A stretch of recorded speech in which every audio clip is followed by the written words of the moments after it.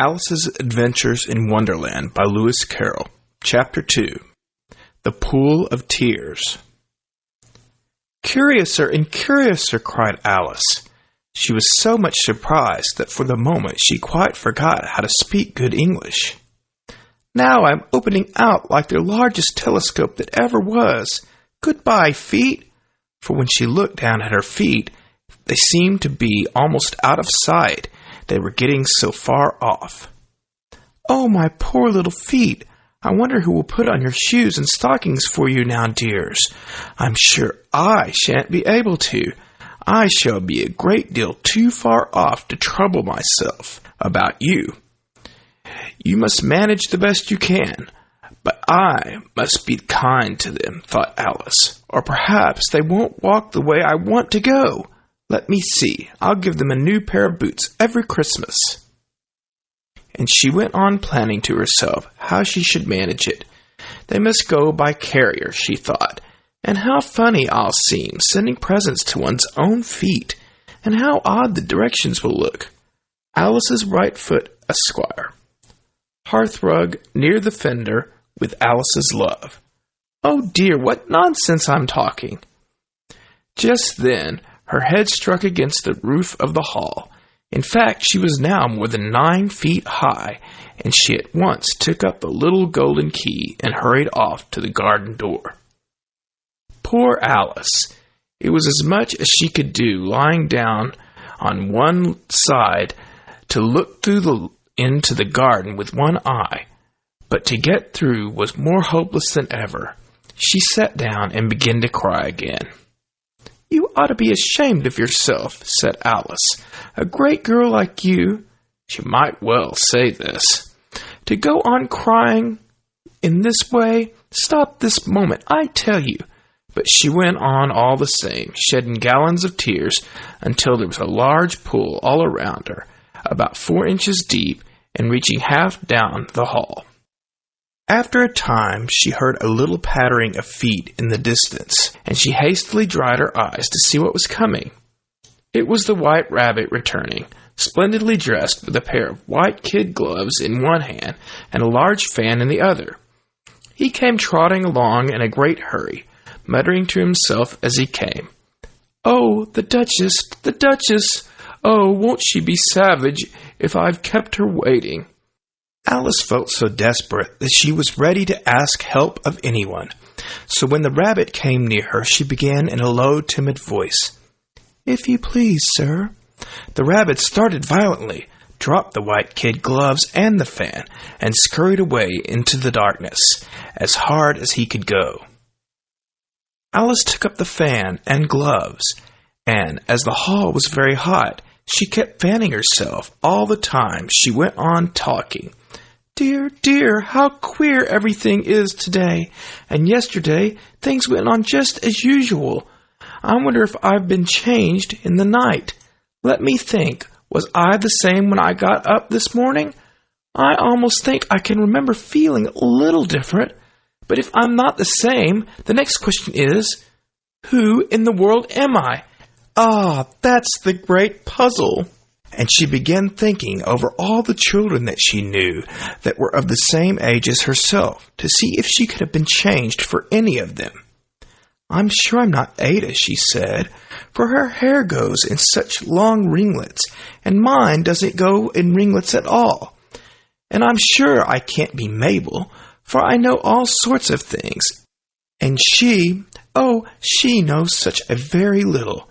Besides, she, and I'm I. And oh dear, how puzzling it all is. I'll try if I know all the things I used to know.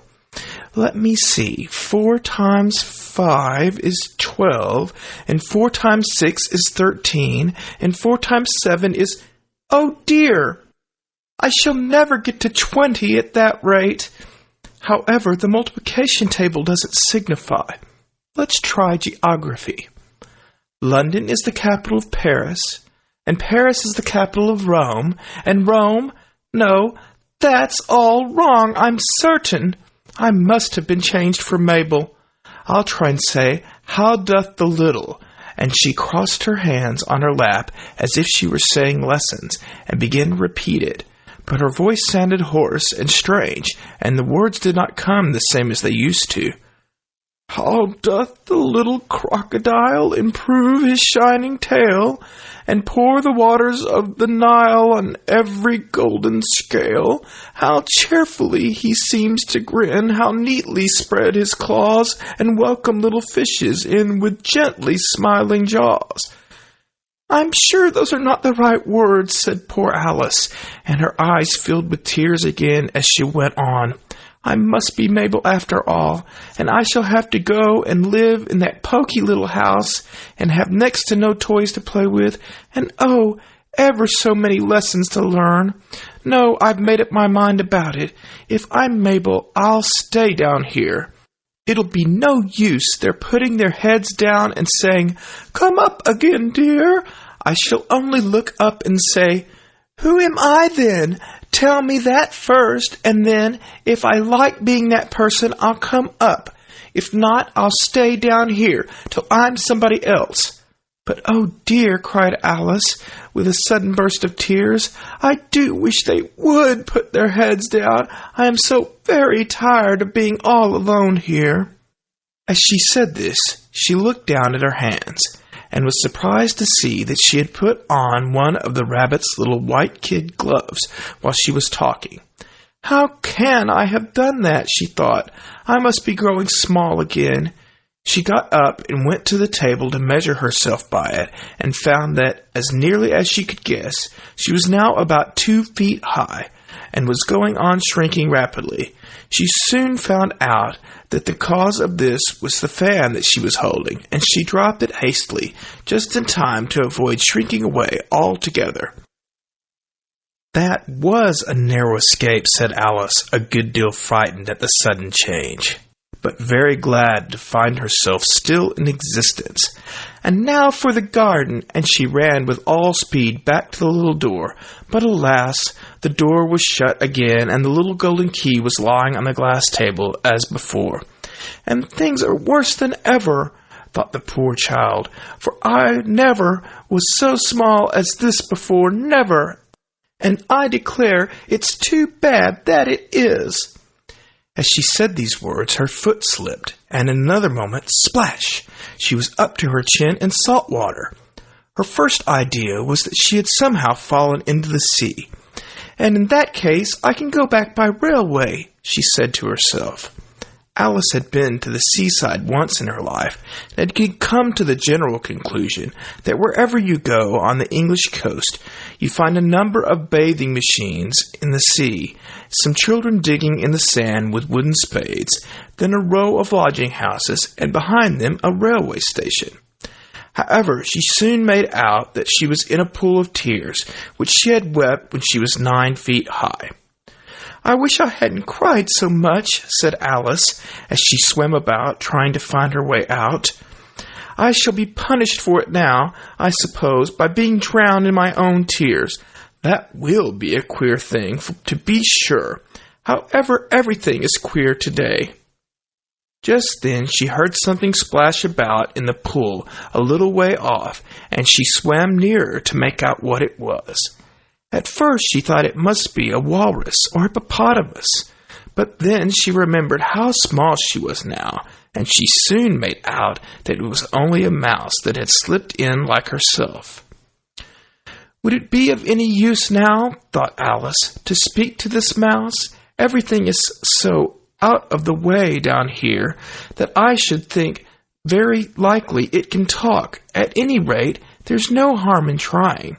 So she began, Oh, mouse, do you know the way out of this pool?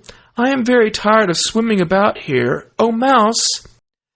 Alice thought this must be the right way of speaking to a mouse.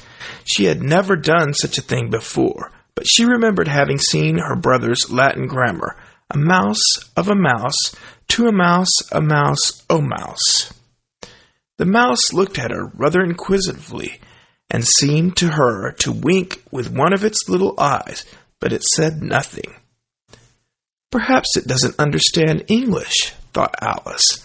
I dare say it's a French mouse, come over with William the Conqueror. With all her knowledge of history, Alice had no clear notion how long ago anything had happened. So she began again, "Où est mon chat?" which was the first sentence in her French lesson book. The mouse gave a sudden leap out of the water and seemed to quiver all over with fright. "Oh, I beg your pardon," cried Alice hastily, afraid that she had hurt the poor animal's feelings. "I quite forgot you don't like cats." "Not like cats?" cried the mouse in a shrill, passionate voice.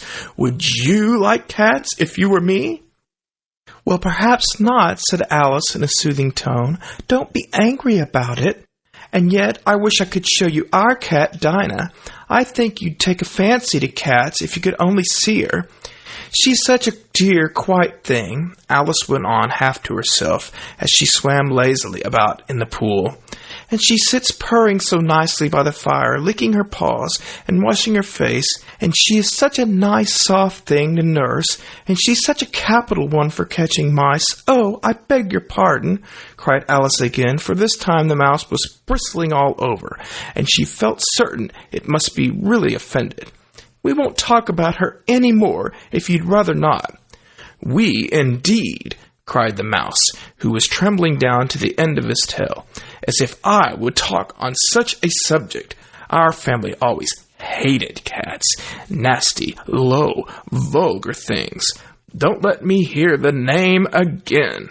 "I won't indeed," said Alice, in a great hurry to change the subject of conversation. "And you, are you fond of dogs?" The mouse did not answer, so Alice went on eagerly. "There is such a nice little dog near our house I should like to show you. A little bright-eyed terrier, you know, with, such long curly brown hair, and it'll fetch things when you throw them, and it'll sit up and beg for its dinner, and all sorts of things. I can't remember half of them, and it belongs to a farmer, you know, and he says it's so useful, it's worth £100. He says it kills all the rats and—" "Oh, dear," cried Alice in a sorrowful tone, "I'm afraid I've offended again." For the mouse was swimming away from her as hard as it could go, and making quite a commotion in the pool as it went. So she called softly after it, "Mouse dear, do come back again, and I won't talk about cats or dogs either, if you don't like them." When the mouse heard this, it turned round and swam slowly back to her.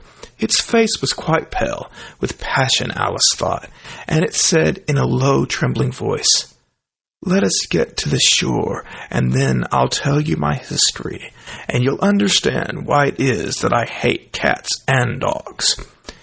It was high time to go, for the pool was getting quite crowded with birds and animals that had fallen into it. There was a duck and a dodo, a lory and an eaglet, and several other curious creatures. Alice led the way, and the whole party swam to the shore.